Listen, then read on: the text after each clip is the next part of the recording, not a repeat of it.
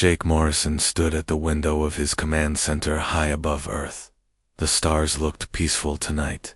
He had no idea that death was coming from those same stars. Admiral Morrison was a tall man with gray hair and tired eyes. He had spent 20 years protecting Earth from space. Tonight felt different. His coffee grew cold as he stared into the darkness. "Sir, we have a problem." Lieutenant Commander Lisa Hayes ran into the room. Her face was white with fear. "The deep space sensors are picking up something big." Jake turned from the window. "How big?" 200 ships, sir. Maybe more. They just appeared at the edge of our solar system. Jake's heart stopped. 200 ships. Earth's entire fleet had only 30 warships. "Are you sure?" Lisa nodded. "Computer confirmed it 3 times. They're massive, sir. Each one is 10 times bigger than our largest ship." Jake walked to the main screen. The display showed red dots moving toward Earth. So many red dots. "How long do we have?" 72 hours at their current speed. Jake closed his eyes. 72 hours to prepare for the end of the world. "Get me President Carter on the secure line.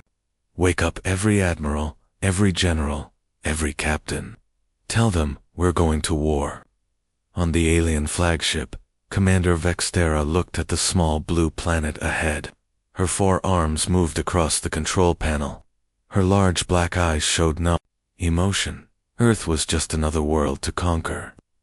"Status report," she said in her clicking language. "Target confirmed, Commander. Population, 8 billion humans. Technology level, primitive. Resistance, expected, minimal." Vexthera's mouth parts clicked with satisfaction. "Excellent. This should be over quickly. The humans will surrender, like all the others." She had conquered 47 worlds for the Zephyrian Collective. Each species had fallen within days. Some tried to fight, some begged for mercy, some just gave up. None had lasted more than a week. "Prepare the surrender message," she ordered. "Give them the standard terms. Submit or die." Back on Earth, President Helen Carter sat in the emergency bunker under the White House. The room was full of generals and admirals. Everyone looked scared. "Tell me, we have a plan," President Carter said. Admiral Morrison shook his head. "We're outnumbered 10 to 1. Their ships are bigger, faster, and more advanced. In a straight fight, we lose." "Then we don't fight straight," said General Mike Brown. "We fight dirty. We fight mean. We fight like humans." Captain Danny Rodriguez entered the room. He was young but brave. "Mr. President, my ship is ready for a reconnaissance mission. We need to see what we're up against." "It's too dangerous," Admiral Morrison said. "Everything's dangerous now," Danny replied. "But we need information." President Carter nodded. "Do it, but be careful. We need you alive." Danny saluted and left. Within an hour, his ship was racing toward the alien fleet. The USS Defiant was small and fast. It had the best stealth technology Earth could build. As Danny's ship got closer, the alien fleet grew larger. The enemy ships were like floating cities. They had weapons that could destroy entire planets. Their armor was thick and strong. "My God," whispered Danny's co-pilot, Lieutenant Amy Foster. "How do we fight something like that?" "One shot at a time," Danny said. But even he didn't believe it. The alien message reached Earth just as Danny was returning. Every radio, every television, every phone received the same signal. The voice was cold and mechanical. "Humans of Earth, you have been chosen for absorption into the Zephyrian Collective. Your world will become part of our empire. Your people will serve us. You have 72 hours to surrender. Resist and you will be destroyed. This is your only warning." The message ended. Earth was silent for a moment. Then the panic began. People ran through the streets. Some cried, some prayed, some packed their belongings and tried to leave the cities. But there was nowhere to run. The aliens controlled space. Admiral Morrison called an emergency meeting. The recon mission confirms our worst fears. Their ships are massive. Their weapons are advanced. They have shields we can't penetrate. What about our nuclear weapons? Asked General Brown. Their shields can stop them, Danny reported. I watched them destroy 3 asteroids with ease. Our missiles won't even scratch them. Colonel Katie Palmer spoke up. Then we fight on the ground. When they land, we make them pay for every inch. If they land, Admiral Morrison said, they might just burn us from orbit. President Carter stood up. Gentlemen and ladies, we have a choice. We can surrender and hope they're merciful, or we can fight and die on our feet. The room was quiet. Everyone knew the odds. Everyone knew they would probably die. I say we fight, said Captain Danny Rodriguez. I've seen their ships. They're big and strong, but they've never fought humans before. What's special about humans? Asked General Brown. Danny smiled. We're crazy. We do things that make no sense. We fight when we should run. We attack when we should hide. They've conquered 47 worlds, but none of those worlds were Earth. Admiral Morrison nodded. Then we fight. We fight with everything we have. We fight until the last human falls. President Carter looked around the room. Send the message to every military unit on Earth and in space. Tell them we're not surrendering. Tell them we're going to war.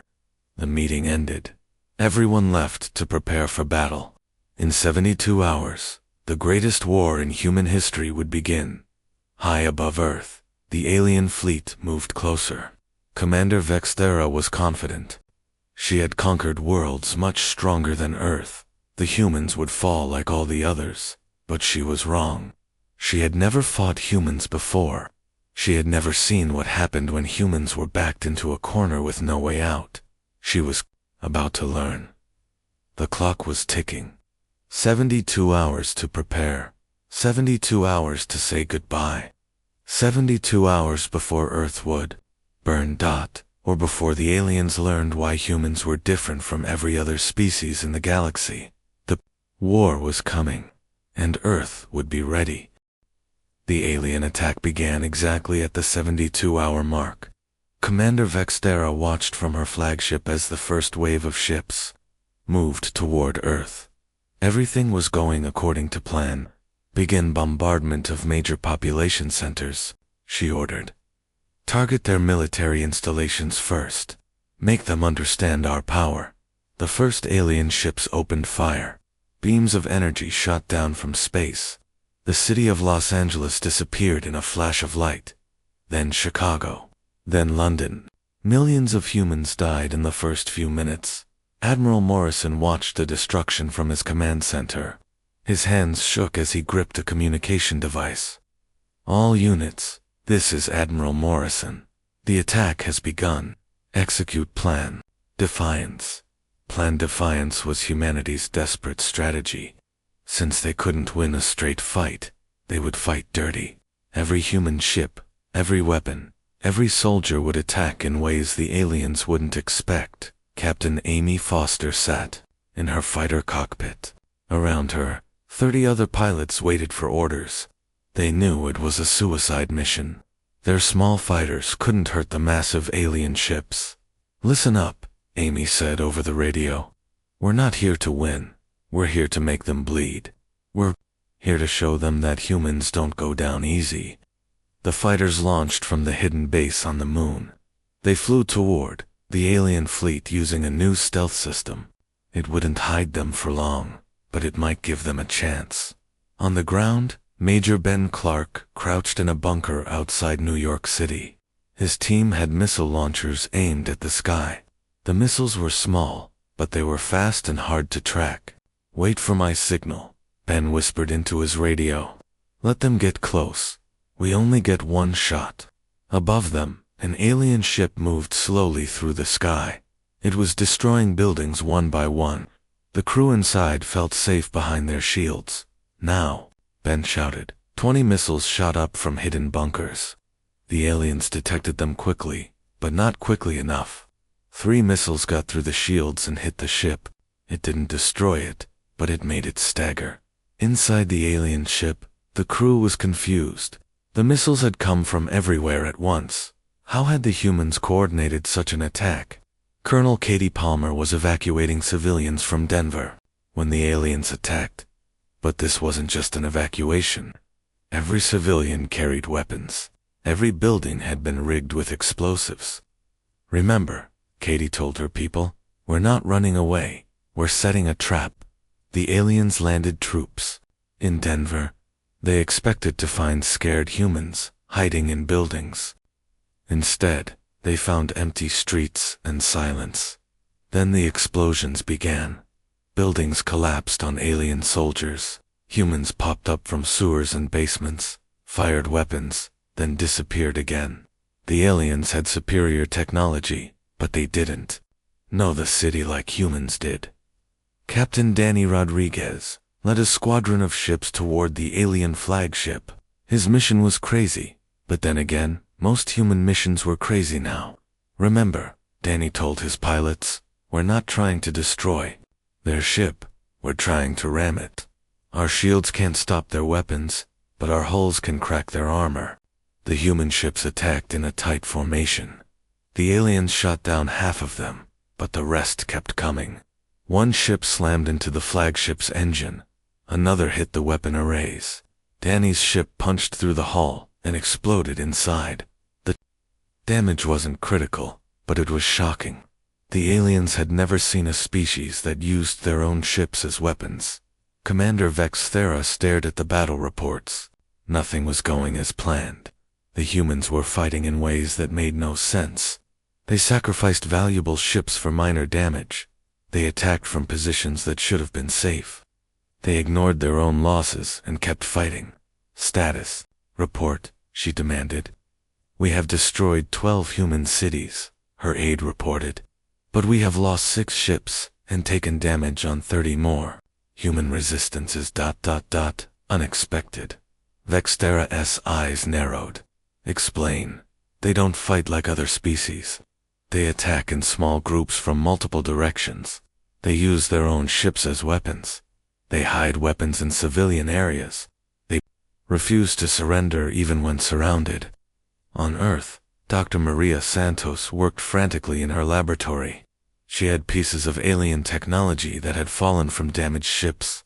If she could understand how their weapons worked, maybe humans could build better defenses. Look at this, she told her assistant. Their energy weapons are incredibly powerful, but they take time to charge. If we could predict when they're about to fire. Meanwhile, Sergeant Tony Williams fought in the ruins of Miami. His squad of 12 soldiers was holding off an entire alien platoon.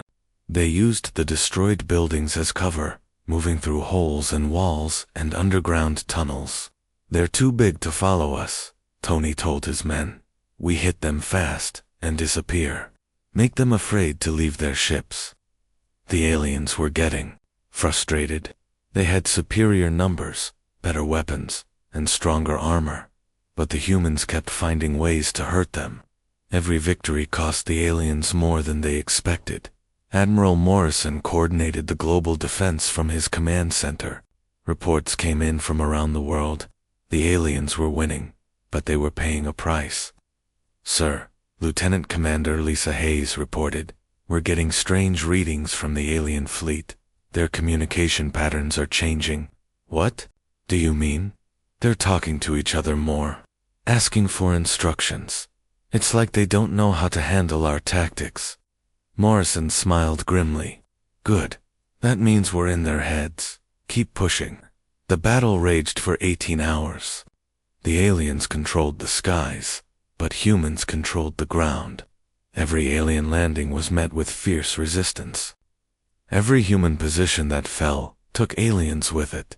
Captain Rick Thompson led a boarding party onto a damaged alien cruiser.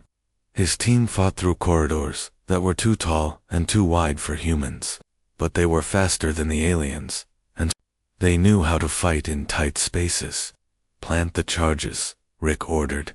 We're going to blow this thing from the inside. The explosion destroyed the alien ship and Rick's team with it. But it also sent a message to the alien fleet. Humans would fight anywhere, even inside alien ships. By the end of the first day, the aliens had achieved their objectives. They had destroyed major cities and killed millions of humans, but they had also lost more ships than in any previous conquest. Commander Vexthera called a meeting of her ship commanders. "Report," she said.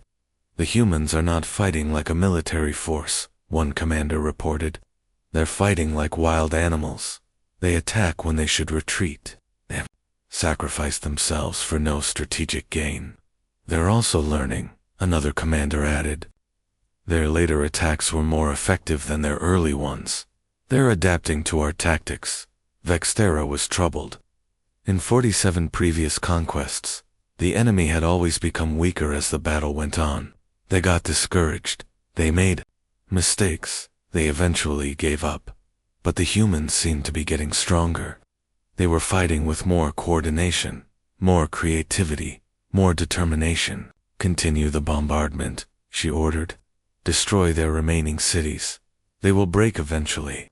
But as she watched Earth burn below, Vexthera wondered if she was wrong. The humans had already surprised her once. What if they surprised her again? On Earth, the survivors gathered in underground bunkers and hidden bases. They had lost the first battle, but they weren't defeated. They were angry. They were determined.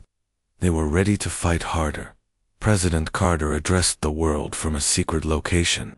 "My fellow humans," she said, "we have taken the first punch.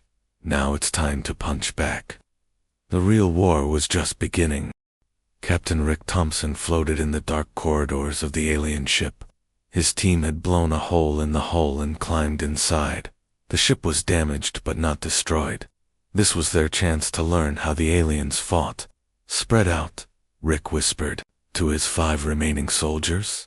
"Look for anything useful. Computer, quarries, weapon systems, anything we can study." The alien ship was huge inside. The corridors were 3 times taller than they needed to be for humans. Everything was built for creatures much larger than people, but that also made it easier to hide. Rick found what looked like a control room. Strange symbols covered the walls. Screens showed the battle outside, but what caught his attention was how the aliens were fighting. "They're following patterns," he said into his radio. "Every move is planned. Every attack follows the same sequence. They're not adapting to what we do." Sergeant Tony Williams heard Rick's report from his hiding place in the ruins of Atlanta. He had been fighting aliens for 3 days now. At first, they had seemed unstoppable. But now he was starting to see weaknesses. "Rick's right," Tony said.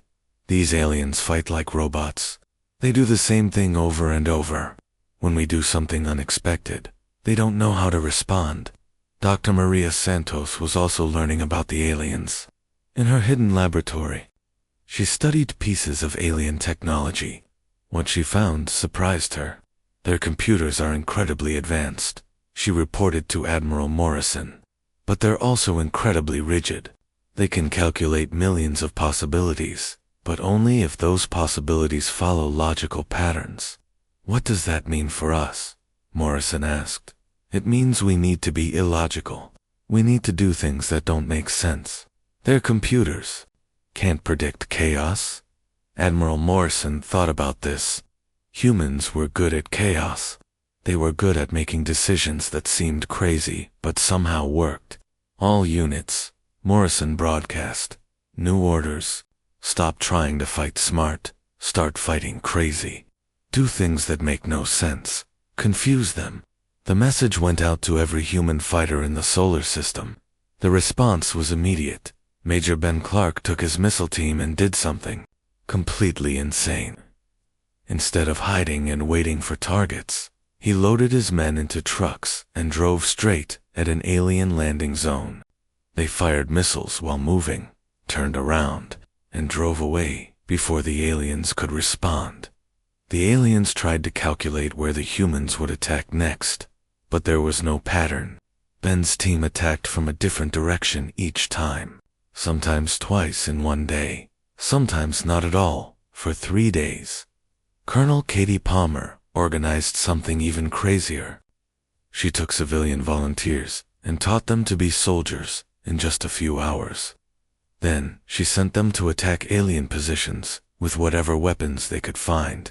The aliens expected trained soldiers with military equipment. Instead, they faced teachers with hunting rifles, mechanics with explosive devices, and doctors with poison gas. Nothing in their battle computers had prepared them for this. Captain Amy Foster survived her first suicide mission and came back for more. But this time, she tried something different. Instead of attacking the alien ships directly, she attacked their supply lines. They have to get fuel and ammunition from somewhere, she told her pilots. Let's cut them off. Amy's fighters began hunting the smaller alien ships that carried supplies. These ships weren't as well protected as the warships. They were easier to destroy, and each one that exploded meant the warships had less fuel and fewer weapons. The aliens noticed the attacks on their supply ships. They sent warships to protect the supply lines. But this meant fewer warships attacking Earth's cities.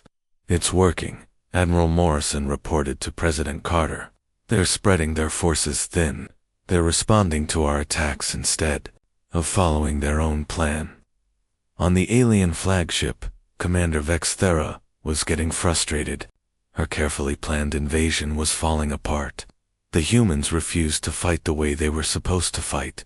Report, she demanded from her intelligence officer. The humans are not following any known military doctrine, the officer reported. They attack strong positions with weak forces. They retreat from positions they could hold. They waste resources on attacks that accomplish nothing. Then why are we losing ships? Vexthera asked. The officer was quiet for a moment, because sometimes their wasteful attacks work. Sometimes their retreats are traps. Sometimes their weak forces hit us exactly where we're vulnerable. Vexthera stared at the battle display. Red dots showed her ships. Blue dots showed human forces. The blue dots moved in patterns that hurt her eyes to look at. There was no logic to it. They're not fighting a war, she realized. They're fighting chaos. Lieutenant Commander Lisa Hayes was monitoring alien communications from her station above Earth. She had learned to understand some of their language. What she heard worried her. Sir, she reported to Admiral Morrison, the aliens are talking about changing their strategy. They're saying humans are too unpredictable to fight conventionally. What's their new strategy? They want to stop trying to conquer us. They want to just kill us all from orbit. Morrison's face went pale. If the aliens decided to destroy Earth completely, there would be nothing humans could do to stop them. How long do we have? I don't know. They're still debating. But if they decide to sterilize the planet, Morrison understood.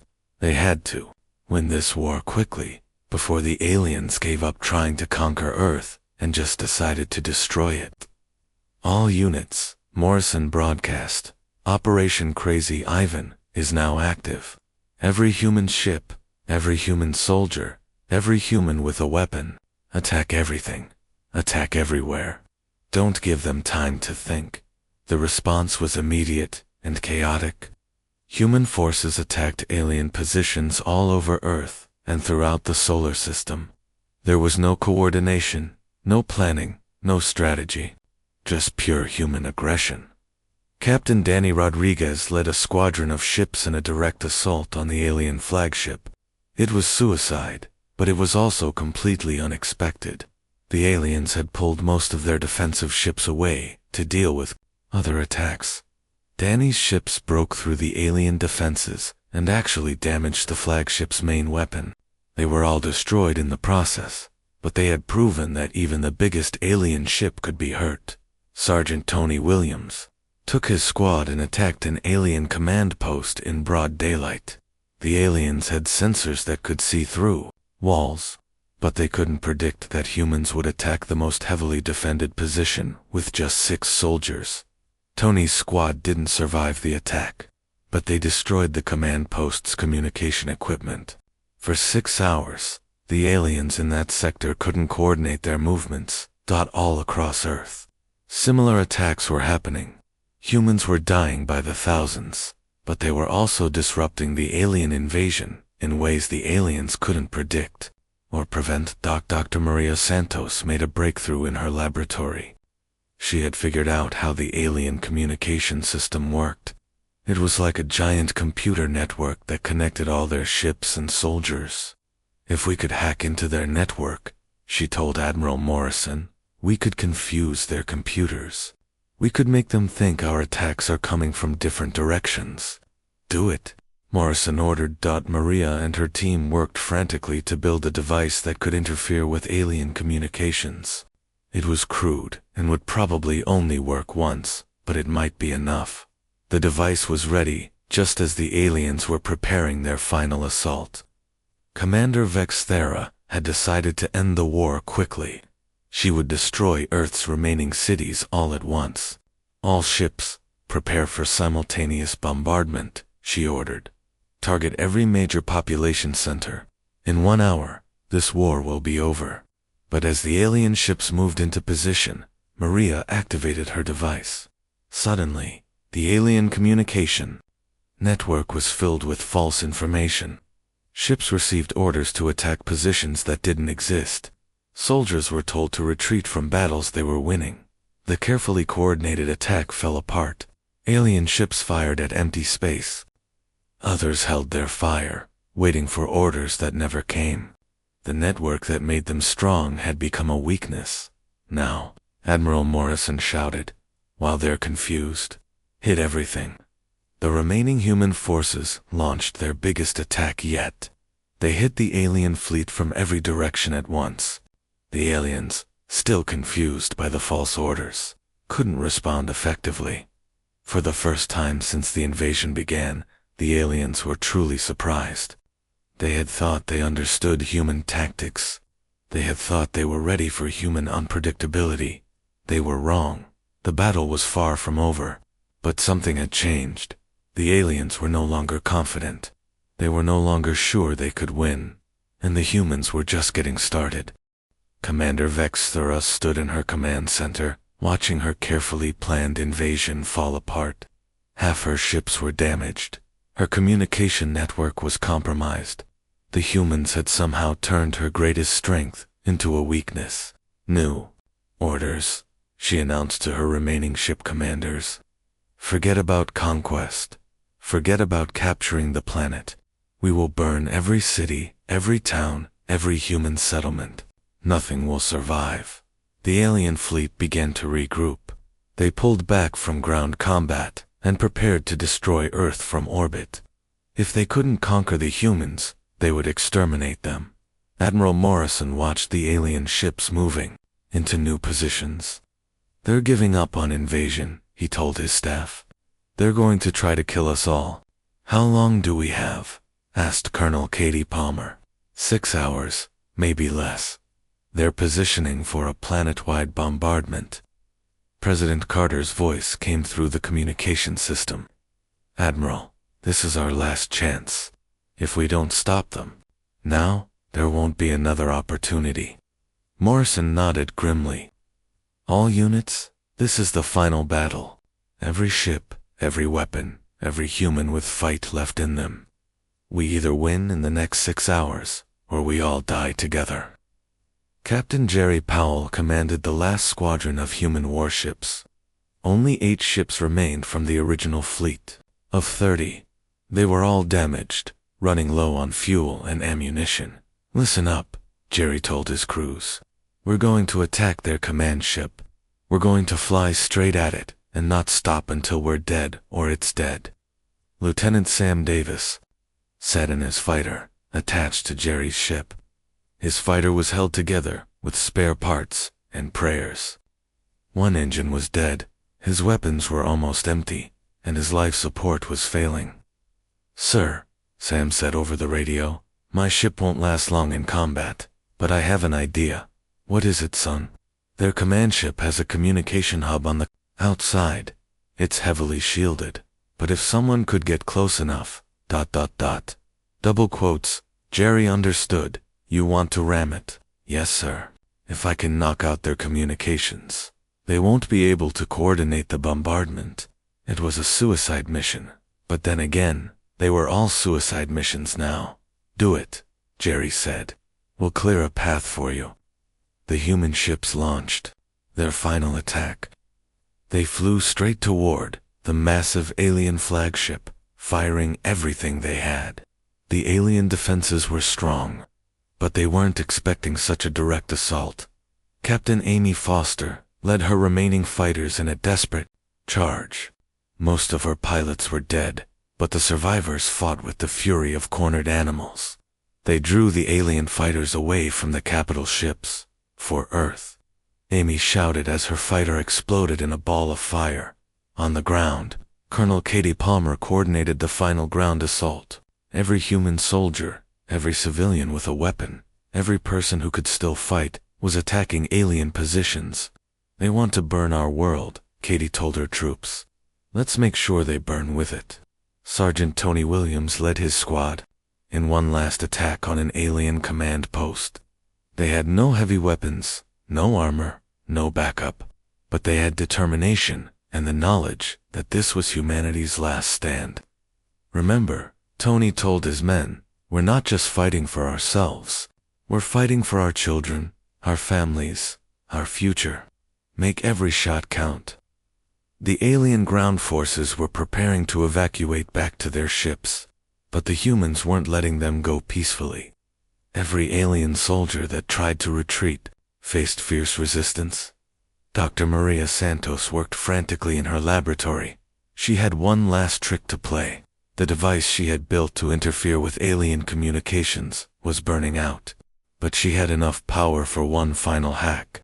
If I can overload their network, she told Admiral Morrison, it might cause a feedback loop. Their ships use the same network for internal communications. It could damage their systems. Do it, Morrison ordered.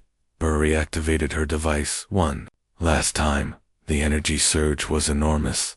The device exploded, killing Maria and her team, but the effect was immediate. Alien ships throughout the fleet began experiencing system failures. Captain Jerry Powell saw the alien defenses weaken. Now, he shouted, Sam, go, we'll cover you. Lieutenant Sam Davis detached his fighter from Jerry's ship and flew toward the alien flagship. His damaged fighter was slow and clumsy, but it was small and hard to hit. The alien point defense systems tried to stop him, but Jerry's ships were attacking from multiple directions. The aliens couldn't target everything at once. Sam's fighter broke through the defensive line. The alien communication hub was right in front of him, a massive structure covered in sensors and transmitters. This is for Earth, Sam said quietly, and rammed his fighter into the hub. The explosion was massive. The communication hub was destroyed completely. Suddenly, the alien fleet was deaf and blind. Ships couldn't talk to each other. Ground forces couldn't contact their ships.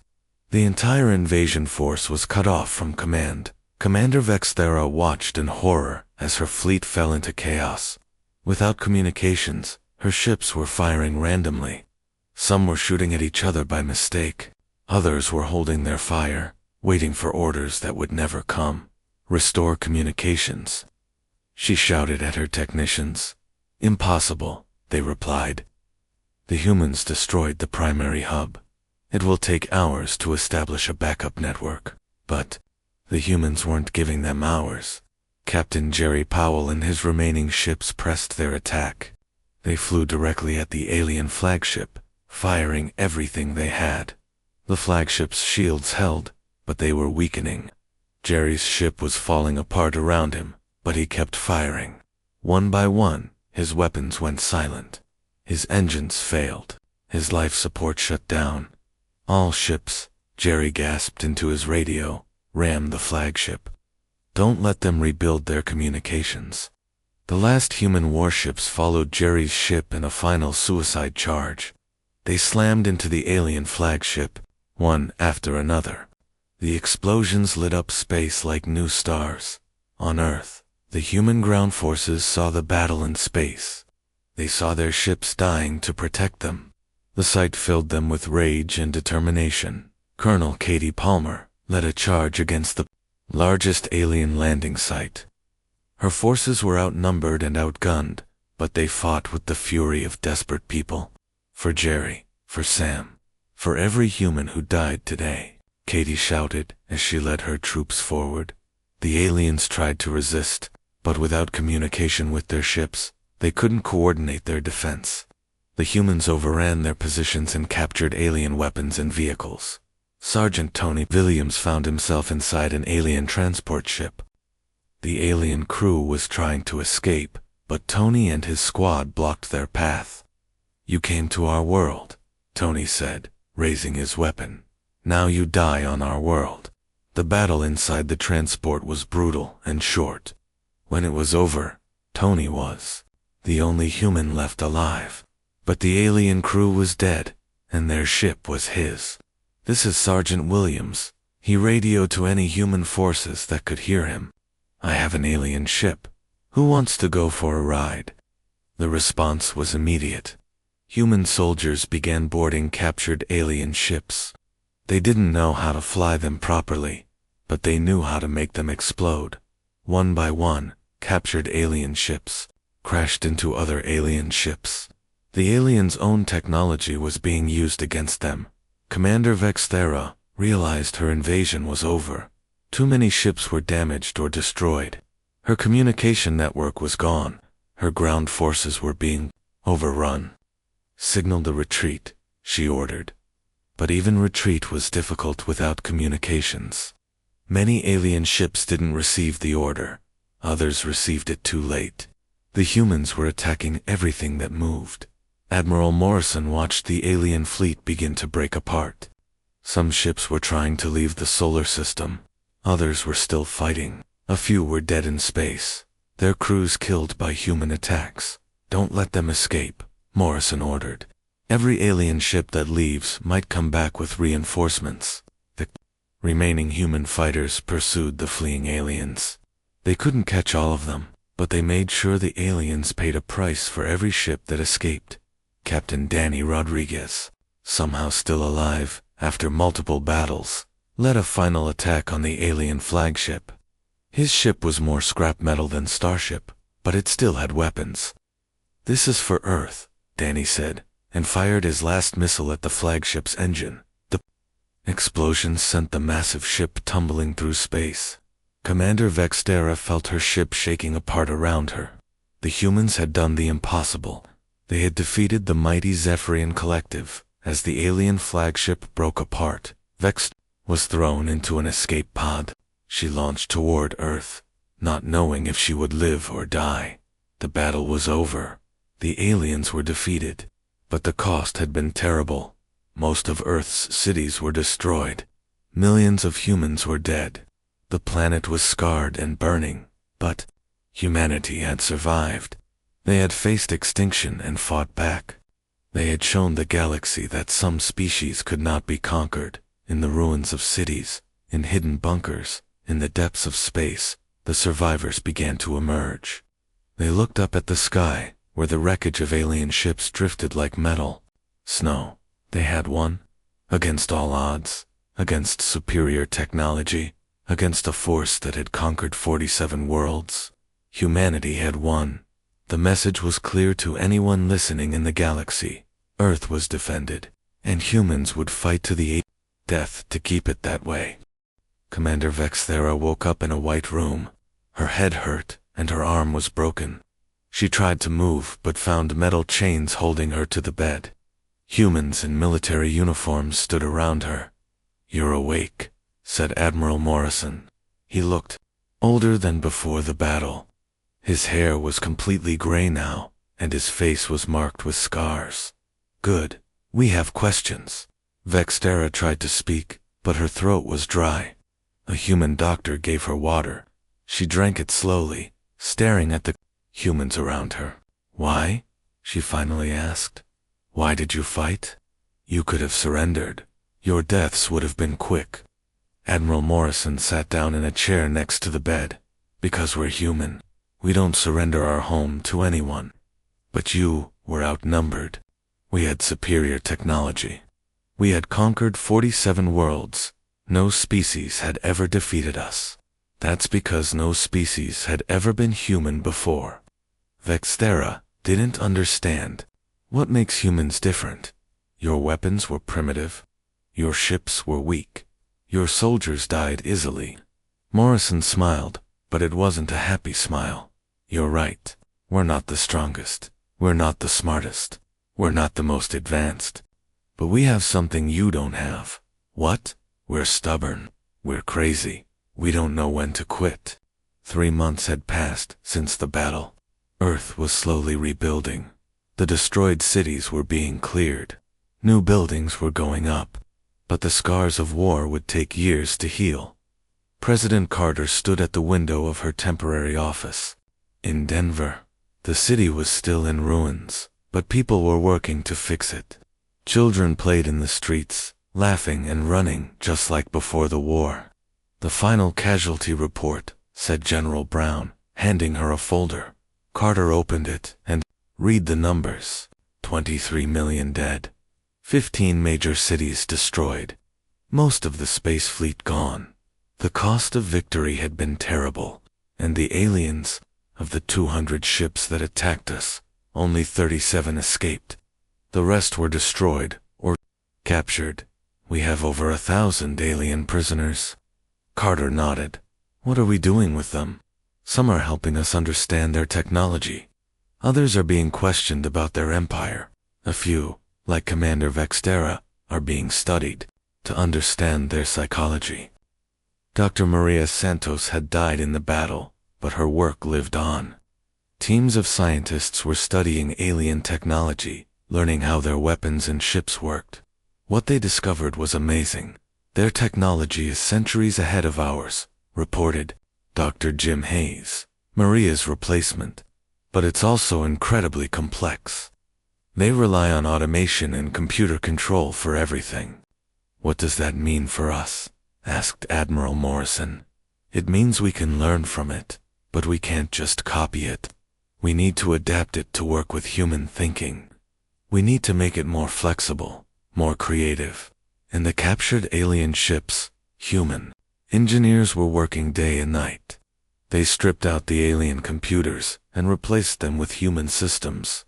They simplified the controls and made the weapons more reliable. Captain Pete Harris stood on the bridge of the first human ship, built with alien technology.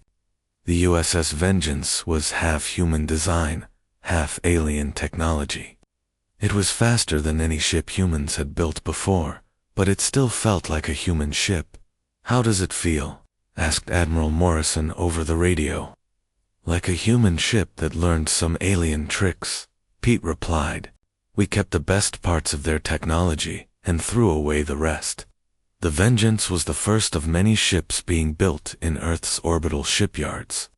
Each one was stronger than the old human ships, but they were still recognizably human in design. The aliens built their ships for efficiency, Pete reported. Everything serves a purpose. Nothing is wasted. But human ships are different. We build them for comfort, for personality, for the unexpected. The alien prisoners were slowly being questioned. Most of them were soldiers who knew little about their empire, but some were officers and scientists who had valuable information. The Zephyrian Collective controls over 1,000 worlds, reported the intelligence officer. They have millions of ships, billions of soldiers. The fleet that attacked us was just a small part of their military. President Carter felt a chill. Are they going to send a larger fleet? Unknown, but the surviving ships have certainly reported back to their leadership. They know we exist now. This was the question that kept human leaders awake at night. Would the aliens return in greater numbers? Would they bring enough ships to overwhelm Earth's defenses? We need to be ready, said Admiral Morrison. We need to rebuild our fleet, improve our weapons, and prepare for the next attack. But humans were not content to just wait for the next attack. Captain Pete Harris led the first human expedition beyond the solar system. The USS Vengeance and 2 other ships began exploring nearby star systems. "We're not just defending Earth anymore," Pete reported. "We're going to explore the galaxy. We're going to find allies. We're going to make sure the next time aliens attack Earth, they have to fight more than just humans." The expedition found evidence of other civilizations. Some were dead, conquered by the Zephyrian Collective. Others were hiding, afraid to reveal themselves. A few were still fighting, conducting guerrilla warfare against alien occupation forces. "There are hundreds of species out there," Pete reported. "Most of them are afraid of the Zephyrians, but some are willing to fight if they have help." Humanity began reaching out to these other species. They offered technology, weapons, and most importantly, hope. The message was simple: the Zephyrians could be defeated. News of Earth's victory spread through the galaxy. On a dozen worlds, resistance movements began planning new attacks. On others, hidden civilizations started building ships and weapons. The Zephyrian Collective was facing something they had never seen before: a galaxy-wide rebellion inspired by humanity's victory. Commander Vexthera was questioned regularly by human intelligence officers. She answered their questions, partly because she was curious about humans, partly because she was beginning to respect them. "Your empire conquered 47 worlds," said Colonel Katie Palmer during one session. "How?" "The same way we tried to conquer Earth. We arrive with superior forces, destroy their military, and demand surrender. Most species give up when they see our power, but not humans. No, not humans. You fought when you should have surrendered. You attacked when you should have retreated. You sacrificed your lives for causes that seemed hopeless." Katie leaned forward. "And that scares you?" Vexthera was quiet for a long moment. "Yes, it scares us. We understand logic, strategy, calculated risk. We don't understand dying for abstract concepts like freedom or honor. That's why you lost. That's why we lost." The conversation was being recorded and transmitted to human colonies throughout the solar system. People needed to hear this. They needed to understand that their victory had meaning beyond just saving Earth. 1 year after the battle, President Carter gave a speech to the United Nations. The building was new, built to replace the one destroyed in the alien attack. Representatives from every nation on Earth were present. "We faced extinction," Carter said. "We faced an enemy that seemed impossible to defeat. But we did more than just survive. We sent a message to the galaxy." She paused, looking out at the crowd. "That message is simple. Some species cannot be conquered. Some worlds cannot be taken. Some people will fight to the death rather than surrender their freedom." The crowd erupted in applause. Outside, ships were launching from Earth's orbital stations. The new human fleet was heading out to explore the galaxy, to find allies, to spread the message of resistance. Admiral Morrison stood on the bridge of the new flagship, the USS Defiant. It was named after the first ship to scout the alien fleet, and it carried the best of human and alien technology. "Set course for the Centauri system," Morrison ordered. "Let's go introduce ourselves to the galaxy." As the ship jumped to faster-than-light speed, Morrison thought about the battle 1 year ago.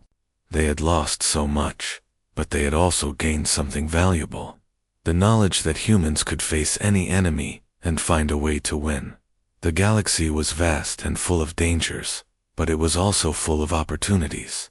Other species were learning that the Zephyrian Collective was not invincible. Rebellions were starting on occupied worlds. New alliances were forming.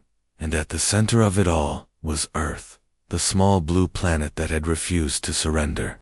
The world that had turned a desperate defense into a galactic revolution. Commander Vexthera was eventually released from prison. She chose to remain on Earth, studying human culture and psychology. She became an advisor to the human government, helping them understand alien thinking. "Why do you help us?" Admiral Morrison asked her one day. Because I want to understand, she replied. In 1,000 years of conquest, we never met a species like yours. You have something we lost long ago. What's that? The ability to hope when hope seems impossible. The willingness to fight when fighting seems pointless. The courage to die for something greater than yourselves. She looked out the window at the busy streets of New Washington. My people became so efficient, so logical, so perfect, that we forgot what it meant to be alive. You reminded us. Children across Earth learned about the invasion in their schools. They studied the battles, the heroes, the sacrifices. But most importantly, they learned the lesson of the war. What did we learn? Asked teacher Mary Johnson in a classroom in New York. A young boy raised his hand.